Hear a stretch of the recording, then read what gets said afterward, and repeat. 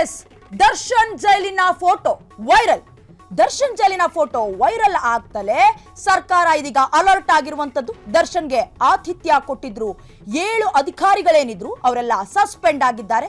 ಯಾರಪ್ಪ ಅಧಿಕಾರಿಗಳು ಮಹಾನುಭಾವರು ಅಂತ ನೋಡೋದಾದ್ರೆ ಶರಣಬಸಪ್ಪ, ಪ್ರಭು, ತಿಪ್ಪೇಸ್ವಾಮಿ, ಶ್ರೀಕಾಂತ ತಳವಾರ್, ವೆಂಕಪ್ಪ, ಸಂಪತ್ ಕುಮಾರ್ ಬಸಪ್ಪ, ಈ ಅಧಿಕಾರಿಗಳು, ಈ ಮಹಾನುಭಾವರು ಸಸ್ಪೆಂಡ್ ಆಗಿರುವಂತವರು.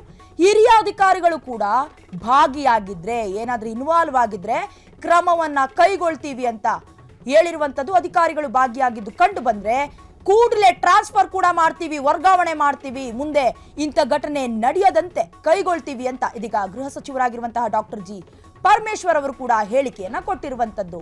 ಅಂದ್ರೆ ಆರಾಮವಾಗಿ ಏನು ಕೂತ್ಕೊಂಡು ರೌಂಡ್ ಟೇಬಲ್ ಕಾನ್ಫರೆನ್ಸ್ ಆಗಿರ್ಬೋದು, ಚಿಲ್ ಮಾಡ್ತಾ ಇರುವಂತಹ ಫೋಟೋಗಳೇನು ವೈರಲ್ ಆಯಿತು.